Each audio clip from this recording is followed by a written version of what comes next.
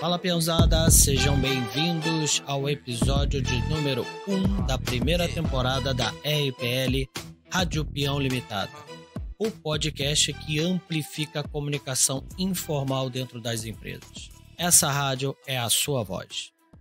O tema dessa nossa primeira temporada é a maneira diferente de ver as coisas.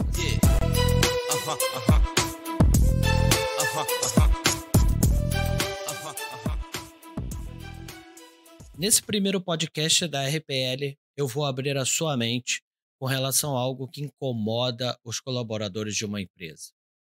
É quando o decisor, ou seja, aquele que decide por vagas, por oportunidades dentro da empresa, chama alguém de fora, ou seja, um outsider, para assumir um cargo que poderia ser ocupado por alguém de dentro. Essa percepção cria conflitos e gera desânimo naqueles que se sentem preparados ou veem em seus pares próximos potenciais merecedores, mas que foram menosprezados aí sob o signo de injetar sangue novo na organização. Trarei uma interessante história real que mostra que, às vezes, pode ser bem-vindo o sangue novo e que santo de casa não faz milagre.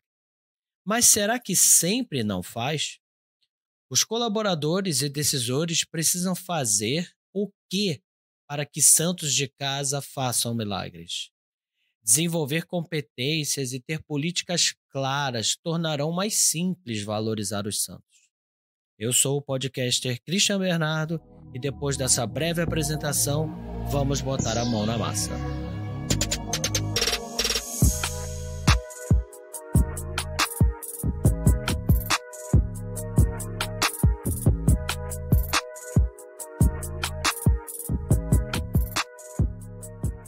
Se você já assistiu alguma luta do UFC, talvez você se lembre do apresentador Bruce Buffer.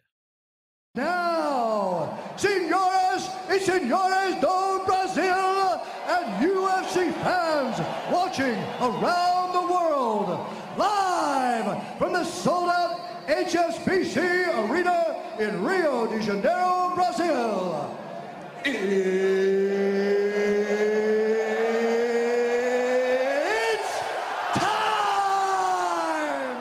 Pode ser que você saiba como é a sua famosa aparência, ou apenas ao ouvir o lendário jargão, sua memória o levou para dentro dos ringues de MMA, sem lembrar exatamente quem fala. Uma outra hipótese é você não ter nenhuma conexão com o mundo das lutas e não saber de quem ou o que eu estou falando. O fato é que mesmo você sendo um grande amante visceral desse entretenimento, pouca gente de fora dos Estados Unidos sabe a história de carreira de Michael Buffer, famoso apresentador de lutas de boxe e irmão de Bruce. Aliás, para falar a verdade, nem mesmo Bruce Buffer sabia até um certo ponto. Michael é a calma no centro do furacão.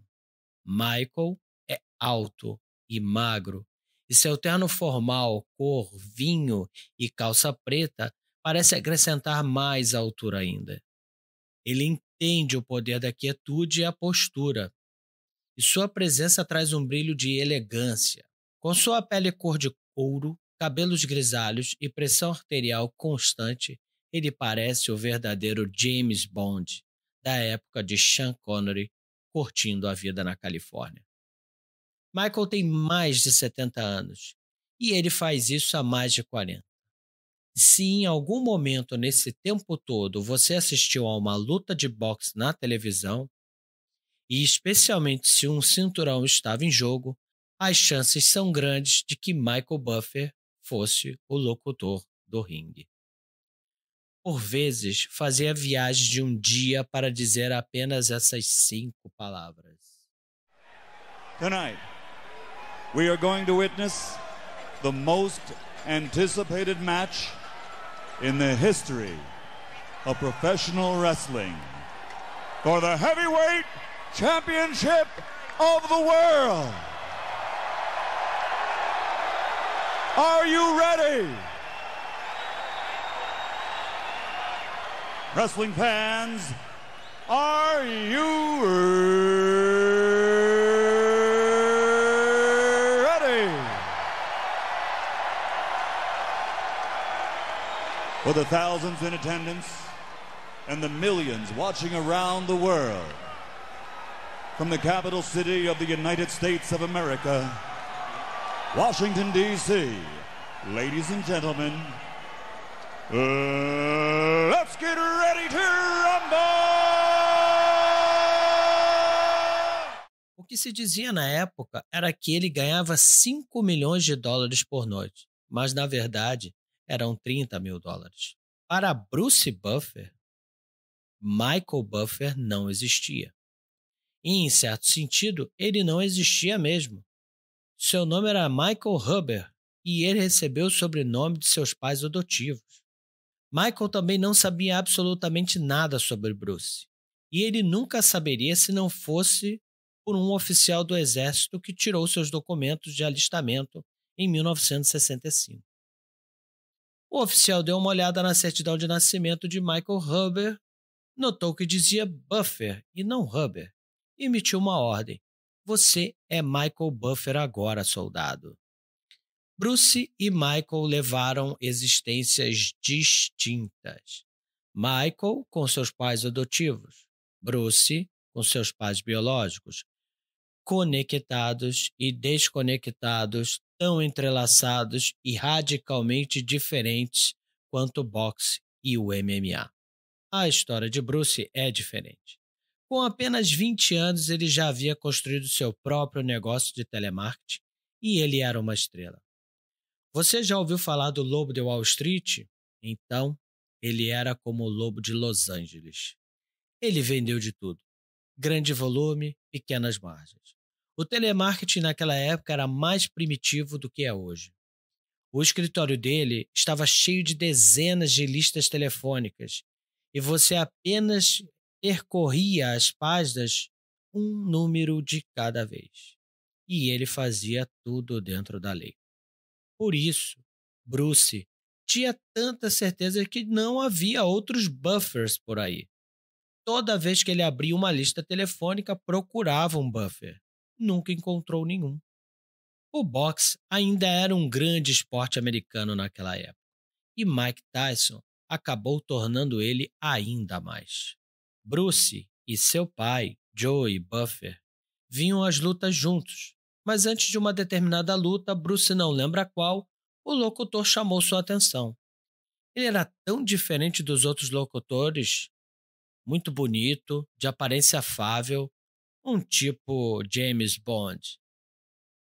Fiquei fascinado, disse ele, porque pensei, que trabalho legal, viajar pelo mundo, vestir-se bem e anunciar o meu esporte favorito.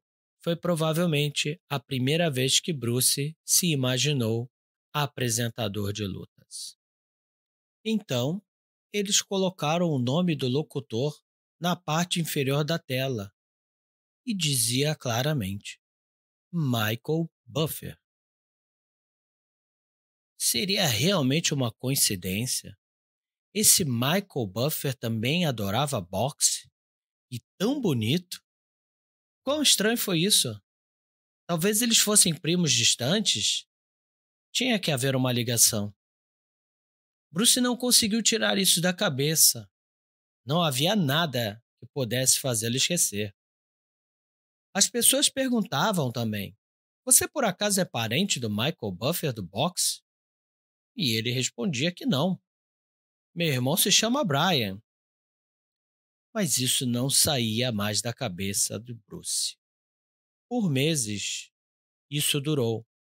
Até que finalmente, durante uma viagem de carro para São Francisco com seu pai, em 1985, Bruce perguntou no banco do passageiro se Joey tinha alguma ideia de quem era esse tal de Michael. Seu pai desviou os olhos da estrada por tempo suficiente para dar uma rápida olhada em Bruce. Então ele disse, eu acho que ele é seu irmão.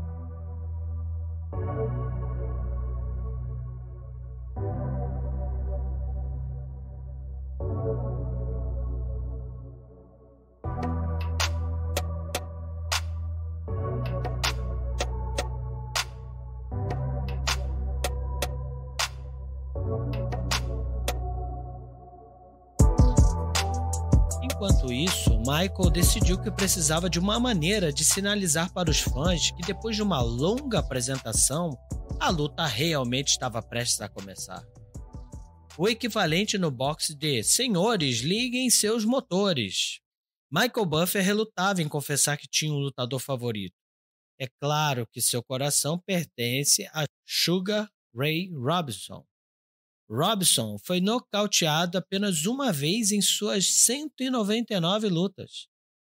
Mas quando se tratava de exibição, ninguém poderia competir com Muhammad Ali. Michael gostava muito do jeito lírico em que Ali criava o clima antes da luta. Flutue como uma borboleta, pique como uma abelha. Sou jovem, sou bonito, sou rápido, não posso ser derrotado. Era assim que o Muhammad Ali se comunicava. Uma fala específica de Ali, no entanto, deu a Michael a inspiração que ele precisava. "Rumble, jovem, rumble!" E aí ele criou. Michael percebeu que o público reagiu à frase e mesmo ainda em uma época que ele não tinha o domínio da oratória dessa fala. Um certo cantor, seu amigo, deu-lhe alguns conselhos. "Depois que você disser 'vamos nos preparar para fazer barulho'", disse ele a Michael, "cale a boca. As pessoas querem reagir. Acredite em mim. Apenas faça uma pausa e depois continue." Michael seguiu o conselho, essa pequena sugestão, e foi a melhor coisa que já lhe aconteceu. Foi só então que Michael começou a fazer exatamente como faz até hoje. Let's get ready to rumble! E então Donald Trump apareceu em sua vida. Em certa luta de pesos pesados, ele foi até Michael e perguntou: "Meus funcionários não te ligaram?" Ele disse que não. Trump disse: "Bem, vamos ter muitas lutas aqui e você será o locutor do ringue." A partir daquele dia, Michael começou a ganhar mais notoriedade. Agora ele era mundialmente famoso. LGRTR, a sigla do seu jargão, estava se tornando uma marca registrada de pré-luta, e ele sabia que precisava de fato registrá-la. Ele queria fazer isso, mas não sabia como. Ele conversou com alguns advogados e não conseguiu encontrar nenhum caminho. Ele fingiu ser realmente dono do seu jargão, legalmente dono, pois já o era de fato. E então, do nada, seu irmão, há muito perdido, Bruce, apareceu e resolveu tudo. This is silent noise.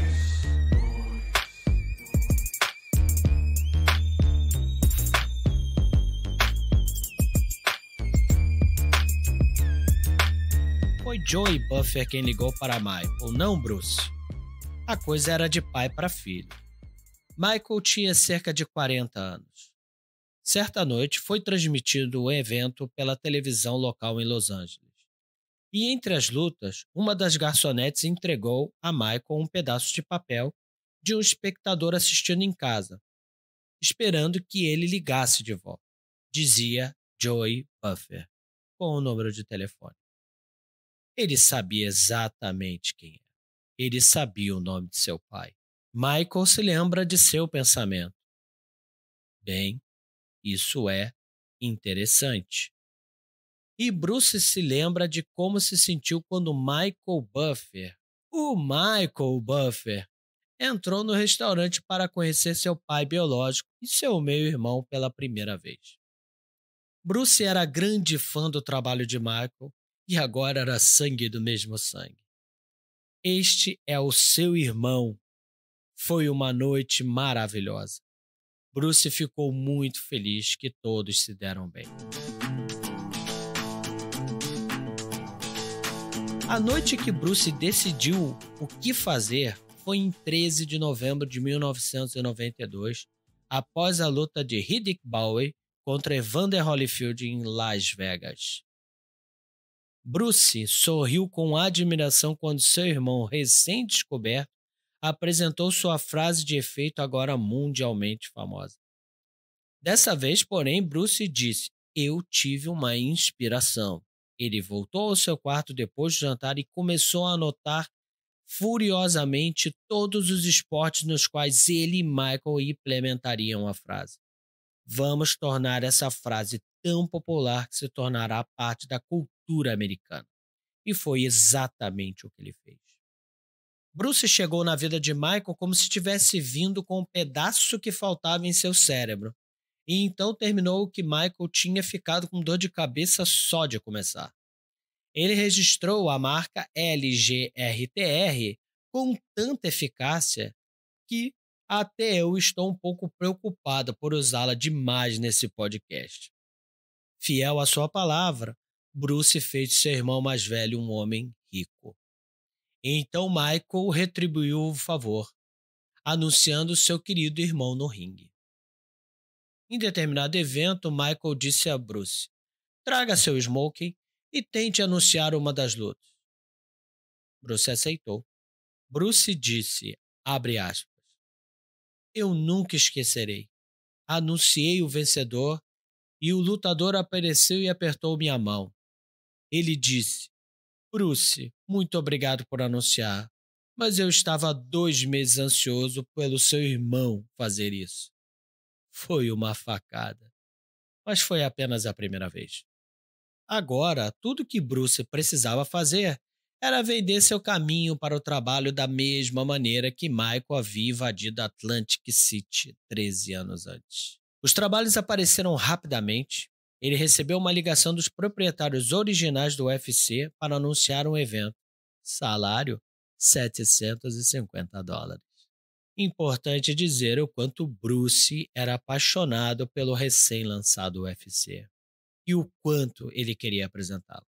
A virada para Bruce, na verdade, não teve nada a ver com o UFC. Um produtor da Warner Bros. Studio havia assistido um dos eventos que ele havia anunciado. E ele disse a Bruce que um seriado chamado Friends, na época em sua 3ª temporada, queria fazer um episódio do Ultimate Fighting e perguntou se ele estava livre para participar. Como locutor do UFC? Sim, ele estava livre. Era o episódio 24, aquele com o Ultimate Fighting Champion. Seu estilo, sua apresentação, sua entrega, tudo que Bruce Buffer faz. Ele se tornou um mestre absoluto e é o melhor do mundo no momento, declarou Dana White. Abre aspas, não há ninguém melhor que ele. Fecha aspas.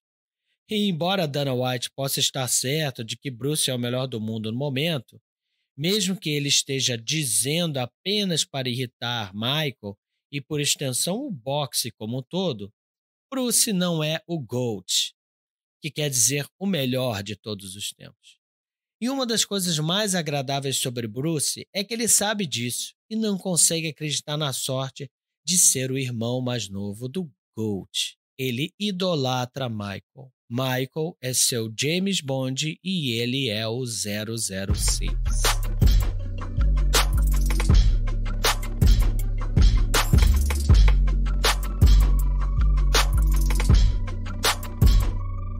Essa história que eu trouxe é adaptada de um artigo da ESPN de Devin Gordon e da biografia de Bruce Buffer.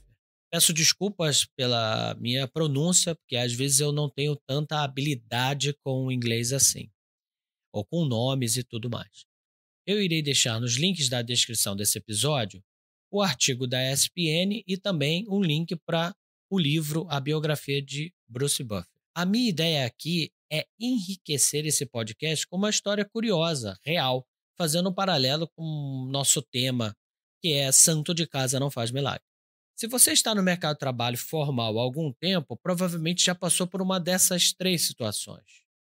A primeira delas, contratar alguém de fora da empresa, ou o chamado outsider, para ocupar um cargo que alguns colaboradores desejavam, deixando-os aí frustrados por não terem sido valorizados.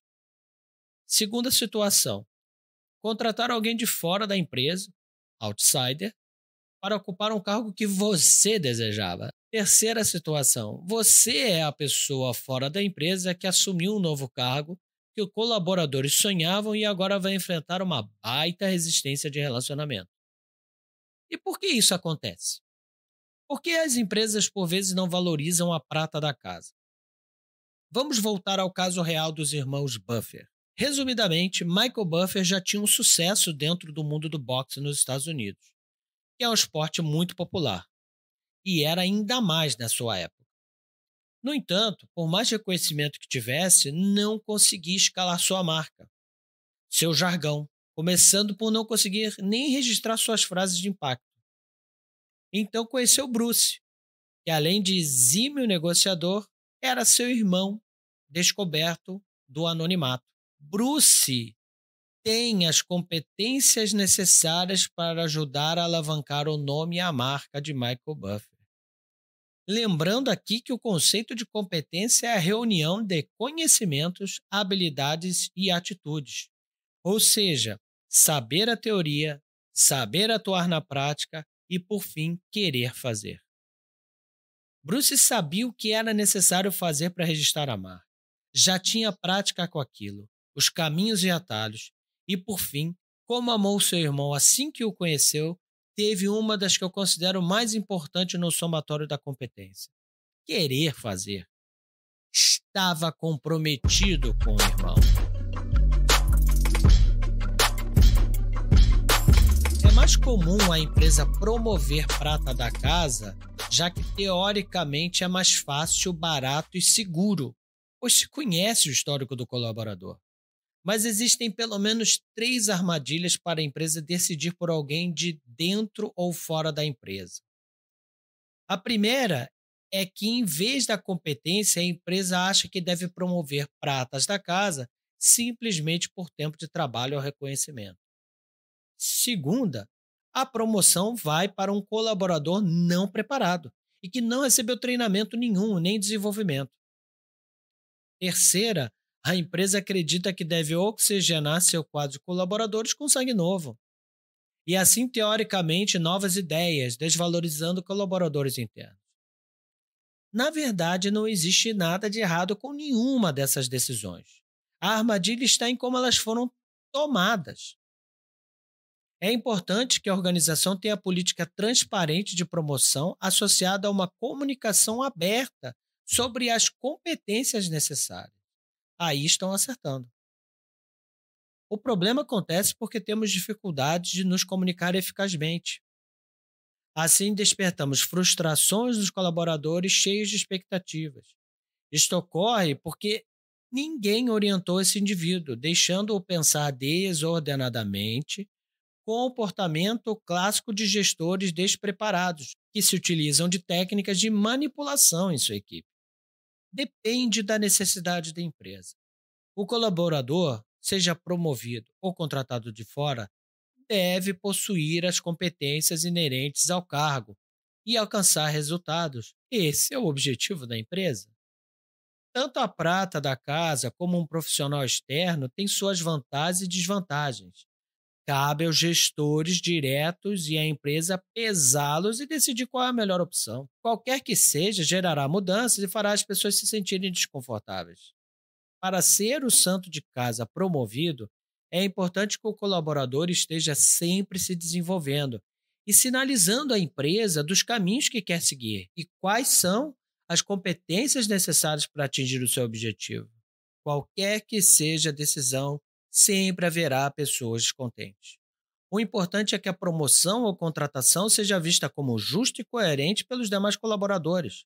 Ser o primeiro a chegar na empresa e o último a sair, entregar as demandas antes do prazo, o que mais? Dominar muito bem seu escopo de trabalho e ainda ajudar seus pares, não vai te promover. Está fazendo bem aquilo que foi contratado para fazer, ou seja, sua obrigação. Eu sei, é duro, mas quem faz o que tem que fazer com primazia não merece ser promovido por isso, pois já é pago para esse fim. É verdade que o contrário também deve acontecer. Aqueles que não fazem seu trabalho devem ser demitidos. Ao cogitar uma promoção, pelo menos 2 questões vitais precisam ser consideradas. A primeira delas, tem que ter prontidão. estar pronto, o mais preparado possível para quando e se a oportunidade chegar. Às vezes, a oportunidade bate na porta bem baixinho. Mesmo que não esteja 100% pronto, e diga-se de passagem, ninguém está, pelo menos 80% você tem que estar. Segundo, tem que existir a posição. Não ter a vaga é mais comum do que imaginamos. Haverá momentos em que estará preparado para o próximo passo, mas a oportunidade não virá ou poderá demorar mais do que você estará disposto a esperar. Esse é um problema menos ruim do que não estar pronto. Baseado em um artigo de Aquiles Rodrigues, publicado no portal Administradores, que estará no link da descrição deste episódio, eu vou deixar aqui 8 dicas para você ser o santo de casa que faz milagre. Elas falam por si só, não vou explicá-las. Número 1. Construa a sua imagem de acordo com o cargo que você deseja. 2. Construa relações de confiança. 3. Desenvolva a sua inteligência emocional. 4. Resolva problemas que as pessoas fogem. 5. Seja a parça do seu chefe.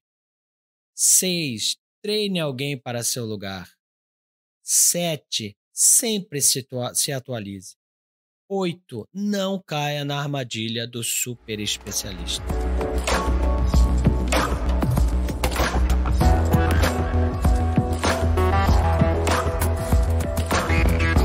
Pesquisando a origem da frase santo de casa não faz milagre, deparei-me com uma passagem bíblica em Marcos.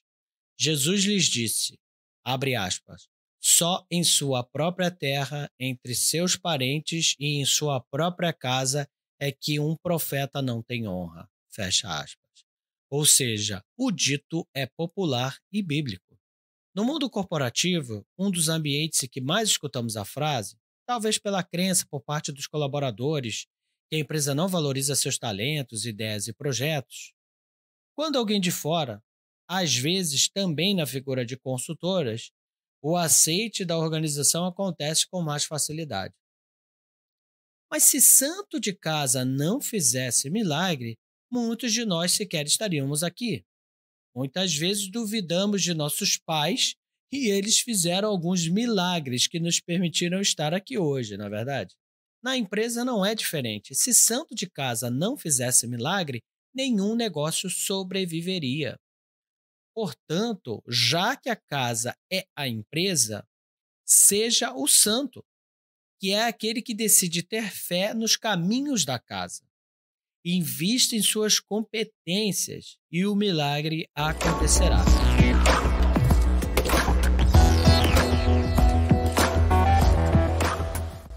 A Rádio Peão Limitada é uma empresa produtora de podcasts corporativos que cria esse tipo de mídia para a sua empresa, transformando a Rádio Peão em parte da comunicação. Se você tem interesse em produzir esse tipo de conteúdo para a sua empresa, entre em contato conosco pelo link da descrição desse episódio. Para todos os nossos ouvintes, deixei na descrição um rol completo de artigos e tudo aquilo de relevante que foi mencionado, para caso você queira ampliar suas pesquisas sobre o tema. Dando sequência à nossa primeira temporada, semana que vem, em nosso próximo episódio, eu trarei 10 bons motivos para você não largar o emprego para abrir um negócio. Siga nosso podcast, compartilhe com seus amigos e familiares, pois isso dá uma força danada. Estamos presentes também nas mais diversas redes sociais. Vou me despedindo por aqui. Muito obrigado pela sua audiência e mão na massa, peãozada!